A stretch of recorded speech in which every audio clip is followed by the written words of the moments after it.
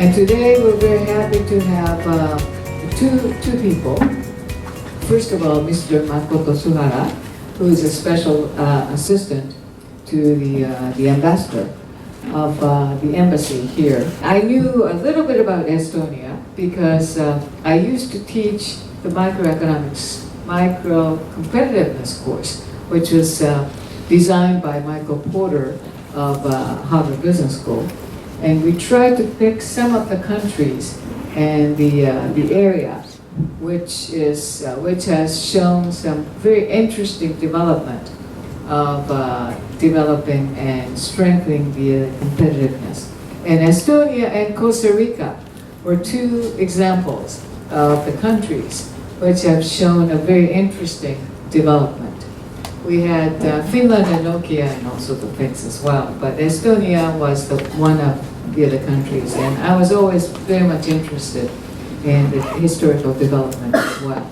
And it's very close to Helsinki, Finland, so that's pretty close to the West, what they call West. But I think they made a very best of treasuring into EU and to reform a lot of things. But what we will do today is to ask Mr. Suhara to introduce Estonia, because a lot of people have become interested in Estonia. The latter half of this session will have Takakura-san over there, who is going to be telling us about the Inoka, which is a startup which is working on here, and they are doing something quite interesting about the water creatures. And probably you have seen you have heard of the plastic wastes in the ocean, and ocean is the area which is very critical nature. But at the same time, because we have so many plastic wastes, fish and corals and things suffer from it. And so, but he is trying to set up the platform so that the researchers as well as aquarists who keep or who manage the aquarium can work together. Okay, thank you very much for coming tonight and within your busy schedule. And we really appreciate your interest in the Republic of Estonia. First of all, my name is Makoto Suhara, okay, and currently I'm the special assistant to our ambassador. Is to write out. And our ambassador used to be the chairman of the EU Trade Commission. So I believe you heard about the EPA and the European Partnership Agreement. So he was that created chairman. And also he used to be the ambassador to the United States. So he's very much the kind of big figure in Estonia, and the reason why Republic of Estonia sent that kind of level of person to Japan is that Estonia is really considering developing a good partnership with Japan. And especially the last year, and Mr. Abe went to visit Estonia for the first time, and incumbent Prime Minister. I was a professional business consultant. Then, just before joining Estonia, I was working for the French side government for about some years. Then, French government considered Estonia as a competitor. Then, I was asked to do the research about Estonia. That was the beginning of the relationship with Estonia. Of course, I know that Estonia is the IT-driven country, and then but once I coming in about some years ago, and I realized that what we see from outside is different from what we see from inside. So then I was asked to be the part of the Republic of Estonia to make something great. And I personally believe that I happen to have 10 years old son, and our lifetime may not change so much. However, when my son becomes 40 years old or 50 years old, the world will be completely different. So I totally believe that connecting Republic of Estonia and also Japan create kind of better future for ourselves and our children. That's why I took this job. Then I also get the give the request to do this presentation. So today, I think you are interested in the startup ecosystem and Estonian business environment. So this is a photo actually I took about, say, 2 weeks ago. That is May 16th, about 11 o'clock in Estonian time. This is latitude 59 and one of the largest startup event. And if you go there, you can see many people. And if you are interested in business matching, then you've got to be there. So at Estonia, amazingly very small countries, and the size is about the same as the Kyushu, but the population is 1.3 million people. Half of Kawasaki City, 1/3 of Yokohama City, and probably it's the same as Saitama and a little bit bigger than Chiba. So why this country is getting attention? So I had a good discussion with Dr. Ishikura, and actually she's been my mentor 2009 when she published a strategic shift. And she already predicted strongly the ICT would take over the world, 2009. So I also believe that. Then since then I'm growing it. And Estonia is actually the good example of that ICT-driven country. So even 1.3 million people population will make kind of world change. So then I explained the situation why Estonia tried to be strong. Because independence is very the first goal for them. And historically saying that this year, the 101st anniversary of independence.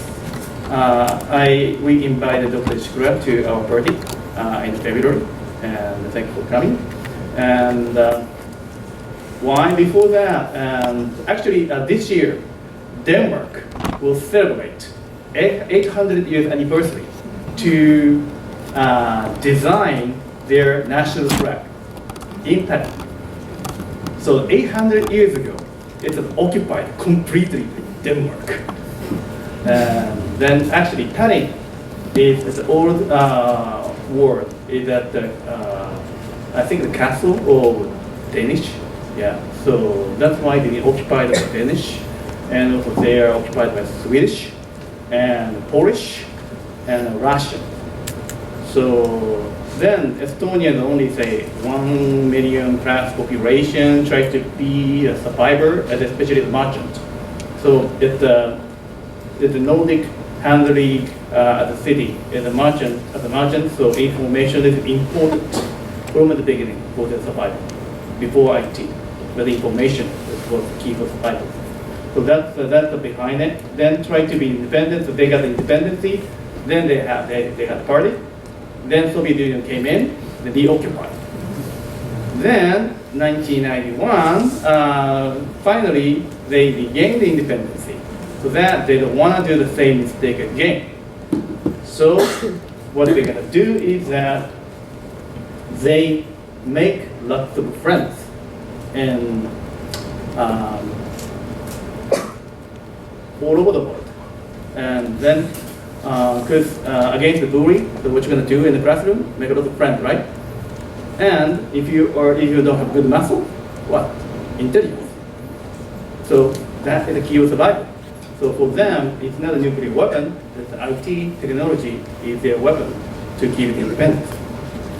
So as a result, and they designed the country based on IT, even using a telephone line to the internet side. So around the Windows kind of evolution time. So they designed the government from the beginning digitally. Why? Because they didn't have money. They didn't have people. Because 1.3 million people, imagine, scattered around Kyushu. How to connect them? Are you going to deliver the mail by bicycle? No. Right? So happen to have, say, telephone line. And so-called internet. So why not study using email? That would be the only solution, right? So cost effective. So the essential is the key, is the weapon, is the internet. Then, as a result, they've been doing kind of digitization since the mid-90s. That's why at this moment, 99% service are online. There's a reason why 99%, that's intention. So I cut off the 90s one. If you go to Tallinn, there is once upon a time it's called the e-showroom. Now it's called the e-Estonia Briefing Center. On the wall, there's all kind of history like this. So good for the beneficiary, and I just partially translated into Japanese. So in these days, Japanese government trying to do digital government or whatever it is. It's already finished. Yet you have. So you have so many big data, real seriously big data. In these days, many business people and the company and the bureaucrat ask me, okay, I want to do this, so that can I access this data? Can I access this data? Can I access this data? And then we will use the blockchain technology, and then no such thing. One big chunk, 1.3 million people's data in one bucket. That's a huge, big data. So there's no division. So they've been doing it since 90s, right? And then they kind of realize, oh, it's so dangerous. What should I do? Then they developed KSI. Later it's called blockchain. Without having a system of any electric charger system in Estonia at all, they got hundreds of electric cars for free in exchange of fuel emission. What should I do, right? So then, after talking with the Tallinn Technology University, they come up with ideas. So why not? So let's make smart cities. Do it. So done. So that's why electric cars are charged everywhere. And now we realize that our country itself is more like acting like an IT company. So that why not we have a backup? So that's why we created data embassy. It's an entire country backup. So it's investable. And then everything is coming in, and then now this is what we're doing right now. Then 2018, we completely everything is online to start a business. That's why you are here. Then 2019, this year is item. We'll do everything online in 2020, and then we'll finish. So this is an ID card, and then completely different from Japanese My Card. A good example is, say, it doesn't show the address on it. My Card actually has address. Do you know what the assumption is? Japanese government assume you don't move out. And then if it's the electric tip, right? IC tip. You don't have to write address. You just write the IC tip. Why do you have to write thing? And also there's a protection that the card numbers, right? Number, and the protection don't show the number. Actually, please check your back side of your My Card. There's a QR code. Scan it with the iPhone and everything. You can pop up the number. So, if you understand the technology and then just hiding a number is kind of, that's why we go, this is, Japanese one is not a my number system, it's a your number system. Yeah, the government take your number. It's not your my number. So this one, it's not the government in controlling it, and the people have control. And then if any illegal access to it, and it's criminal punishment, very severe. So that is guaranteed by a blockchain and also XOD. And then lead agency, as I told you that we have only 1.3 million people as a population, so that in that case the population point doesn't work in Estonia. So how do we do it? We need to recruit very intelligent IT literate people, right? So we decide to increase digital citizens all over the world. Once you apply, and then once we evaluate your background, then you are eager to working with Estonia, you are cyber citizen of Estonia. So I really appreciate if you can apply for it. As a result, this is all the information, 58,000, right? At this moment, 60,000. So that we successfully increased the population 60,000. It looks like a small number, but 1.3 million population is a big number. Then blockchain is later it's called blockchain. So they didn't create blockchain to create the Bitcoin, because then some kind of fintech genius that could come up with it, they can use blockchain to be Bitcoin. But originally, Estonian people were very honest and very simple, and technology-oriented people, and then they happen to have a big data to keep in safe. That's why they created blockchain. Then, so because of this blockchain technology ahead of time, so that they can do so many things, so that opened up all kind of possibility. Everything empowered by IT and networking, and then 99% of everything is online.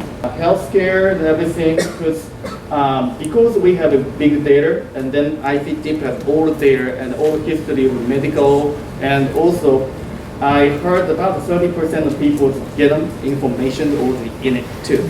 As a result, what we can do is that it's not just the doctor say, oh, you maybe have a flu. Then we prescribe this medicine, and then go to the pharmacy to get it, right? No. Because your gene system like this and blood pressure like this, and then you based on your biometric information, then this reaction, then this could be your prescription.